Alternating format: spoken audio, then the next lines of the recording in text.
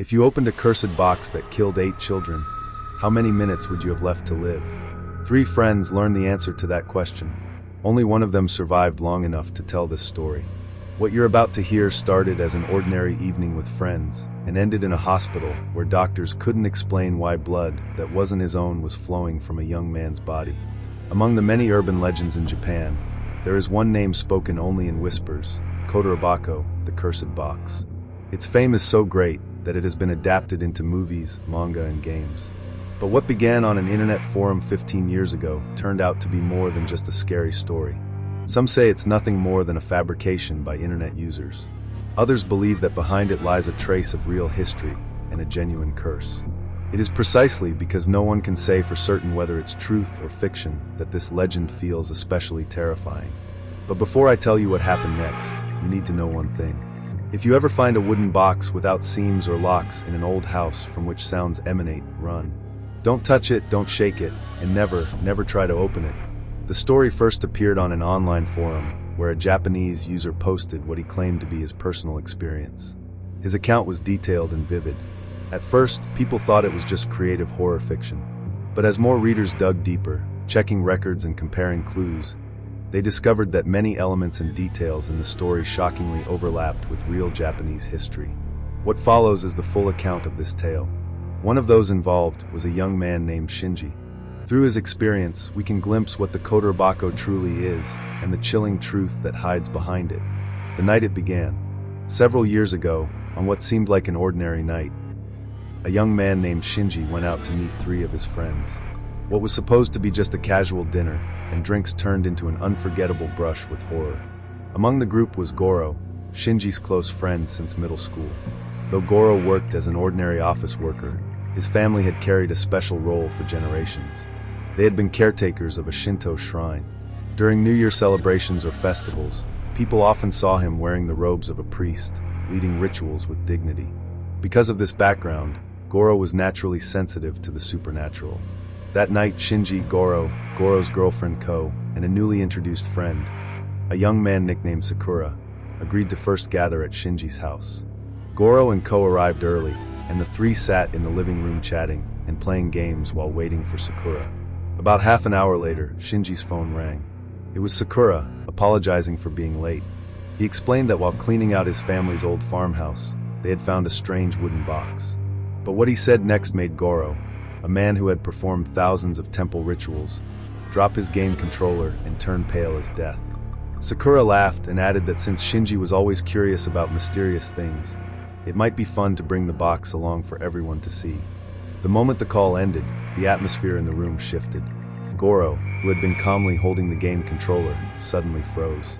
With a loud clatter, he dropped it onto the floor. His face turned pale, and he muttered under his breath, voice trembling, "No, not tonight. Father isn't home." "Why now?" Both Shinji and Ko were stunned by his sudden change. Ko nervously clutched his arm and asked, "What is it? Did something bad follow us?" But Goro shook his head, his expression more serious than they had ever seen. "This time, it's worse than that." At that very moment, the sound of a car stopping outside came through the window. Sakura had arrived, carrying the mysterious wooden box that would drag all of them into the heart of a terrifying curse. The box. As the door opened, Sakura stepped inside, carrying an old wooden box in his hands. It wasn't very big, about 20 centimeters long. The surface was plain and rough, with no paint, carvings, or decorations. At first glance, it looked no different from an ordinary farmhouse storage box, something built casually from scraps of wood. But a closer look revealed something strange. The box had no visible lid, no lock, not even a seam where it could be opened. The wooden pieces were fitted tightly together like a puzzle, with no gaps. But the most unsettling part was yet to come. When Sakura set it down, the box gave off a faint rattling sound, as if something solid inside was moving and knocking against the walls. What could be sealed inside a box that couldn't be opened for over a century? Curious, Shinji picked it up and placed it on the table. He gave it a gentle shake and again heard the soft sound from within. His interest was piqued. What could be sealed inside such a perfectly closed box? But Goro's reaction was completely different. The moment his eyes fell on the box, his entire body stiffened, his face drained of color. Then he shouted, his voice sharp and panicked. "Don't touch it, put it down right now." The box fell to the floor with a dull thud, rolling a few times before coming to rest at their feet. Goro's expression grew even more horrified. He clutched his mouth as if to stop himself from retching, then suddenly bolted toward the bathroom. Moments later, the sound of violent gagging echoed from behind the door. Ko rushed after him, banging on the door in alarm. "Are you okay? What's wrong?" But Goro gave no answer, only the miserable sound of vomiting. In the living room, Shinji and Sakura exchanged uneasy glances. Both were shaken. How could a simple wooden box cause such a reaction? The ritual.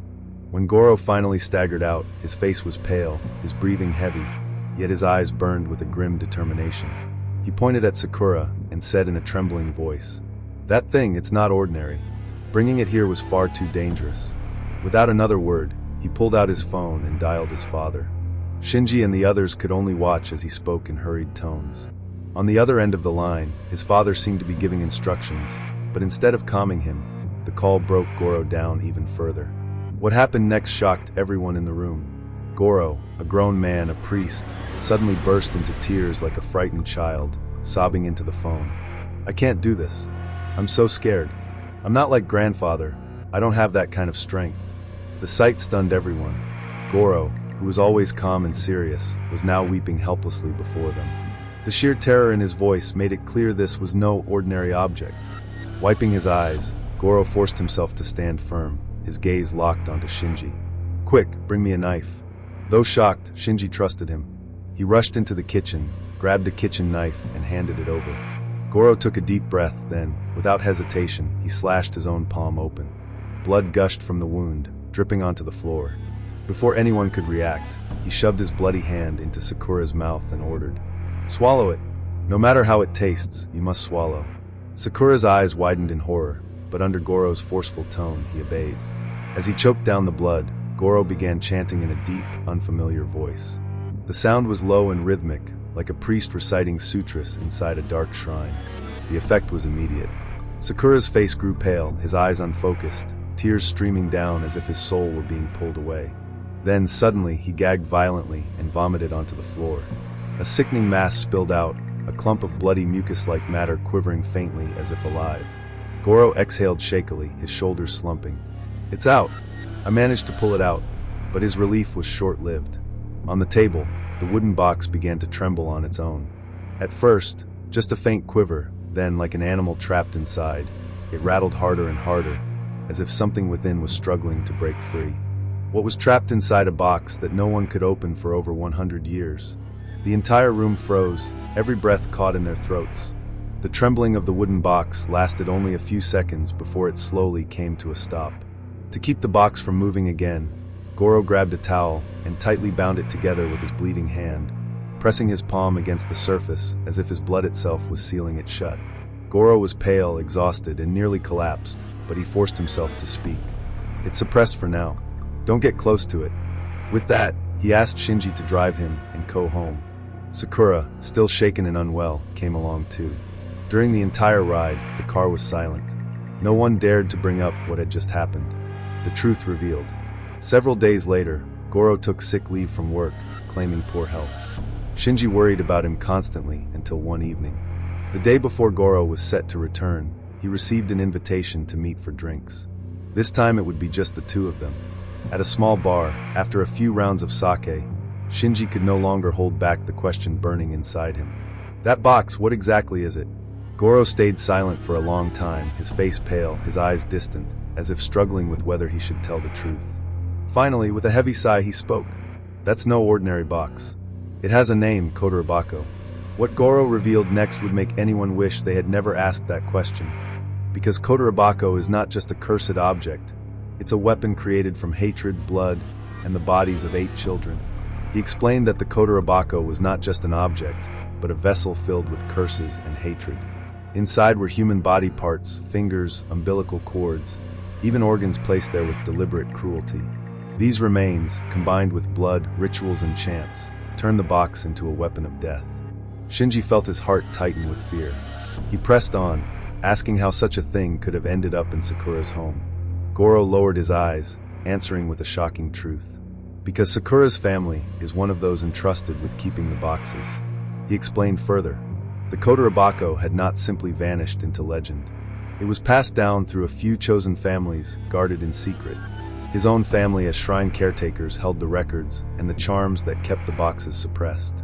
Families like Sakura's were tasked with storage and protection, making sure the cursed items never fell into the wrong hands. That night, Sakura didn't know, none of you did, but bringing it here nearly killed you all. Shinji sat frozen, realizing at last that he and his friends had been drawn into something much older, darker, and far more dangerous than a simple ghost story. And yet this was only the beginning. The Guardians.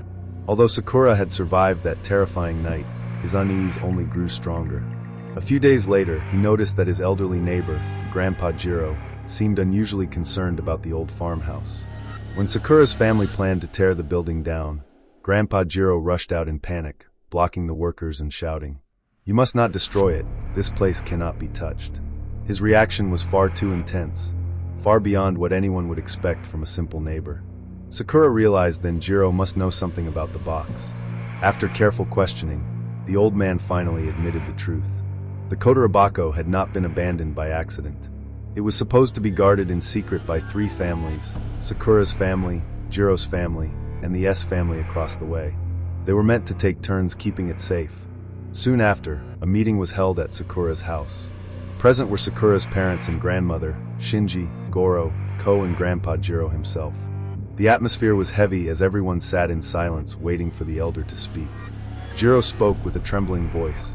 For generations, he explained, these three families had carried the duty of guarding the Kotoribako. Each family head would watch over it until death, then pass the responsibility to the next successor. During that time, they had to bring charms from the shrine and attach them to the box, weakening its curse little by little. But when Sakura's grandfather suddenly passed away, the chain of inheritance was broken. Jiro admitted that he should have taken over, but he was terrified. Fearing the curse, he and the S family chose to look the other way, leaving the box hidden in Sakura's farmhouse, pretending it had been forgotten. As he confessed, tears streamed down his face. He bowed low, his forehead knocking against the floor as he cried, "It was my fault, all my fault." If Goro hadn't been there that night, Sakura would be dead. Sakura, however, did not feel anger. Instead, his curiosity only deepened. He looked at Goro and said with determination, "Since we're no longer outsiders, please tell us everything about the Kotoribako. We have the right to know. The dark history. The true history of the Kotoribako stretches back more than 100 years, to days when Japan was a land scarred by strict class divisions, where certain communities were branded as outcasts, where despair was so great that people were willing to sacrifice their own children for revenge. In those days, Japan was a land scarred by strict class divisions. Certain communities were branded as outcasts, forced to do the dirtiest, harshest labor, paid almost nothing and burdened with heavy taxes. Among them was a small, remote settlement we will call Village A. For generations, its people lived under humiliation, crushed by discrimination and poverty. Resentment festered in their hearts. They longed for dignity but had no power to resist. One day, a wounded stranger stumbled into the village. His name was Kin, a deserter from a defeated army. At first the villagers wanted to kill him, fearing trouble if outsiders learned they had sheltered an enemy soldier. But Kin pleaded for his life, offering a trade. He claimed he knew how to create a terrible weapon, one that could curse and destroy their oppressors. That weapon was the Kotoribako. According to Kin, the box had to be built from carefully cut wooden pieces, fitted together so tightly that no seam could be seen. Inside, it must be filled with blood from a female animal. Then came the cruelest step. Parts of children's bodies had to be sealed inside along with their hatred. Newborns offered their umbilical cords and a piece of finger. Older children gave other body parts. The more children sacrificed, the stronger the Kotoribako. Kin even demanded one special box, a hakai, that required 8 children. Once completed, the villagers tested its power. A young woman and child were locked in a room with the box. Soon both collapsed, their bodies bleeding from eyes and mouth, their organs rotting within minutes. The curse had worked. The people of Village A, long crushed under cruelty, now held a weapon of terror. They sent one of the cursed boxes as tribute to the local officials who had oppressed them. Within a night, the official's household, his wife, daughters, and all the children, died vomiting blood.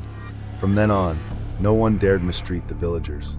For 13 years, the cursed boxes defended them, but at a terrible cost. dozens of children sacrificed, and countless lives warped by hatred. Eventually, the villagers realized the danger. It was then decided the Kotoribako must be suppressed, not used. Representatives of the village sought help from the local shrine. The shrine's priest, an ancestor of Goro's family, agreed to devise a plan. Each box would be weakened over time by charms and rituals until safe enough to be destroyed. And so the burden was passed to certain families, Sakura's, Jiro's, and others who would guard the boxes across generations.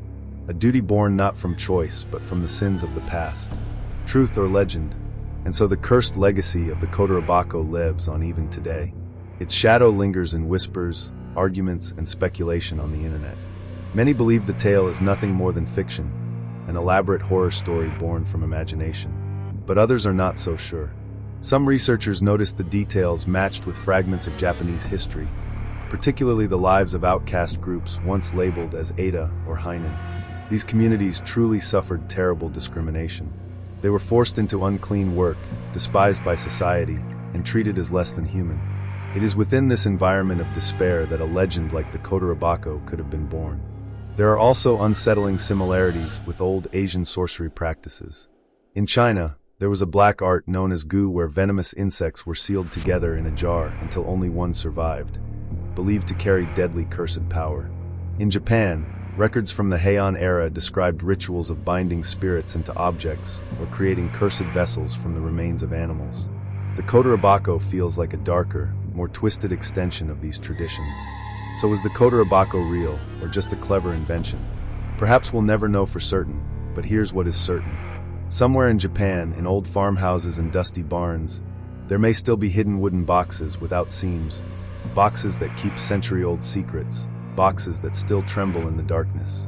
One thing is certain, whether real or not, the Kotoribako forces us to confront the darkest corners of human nature. Hatred, once given form, can outlive generations. And sometimes the scariest stories are not about ghosts at all, but about people, about what we're capable of when driven to despair, about the monstrous things we create when hatred becomes stronger than reason. The curse of the Kotoribako doesn't live in the box, it lives in us. If this story gave you chills, hit that like button and subscribe. In the next video, I'll tell you about even more terrifying Japanese legends that may be based on real events. And now check. Are there any old boxes without seams in your home?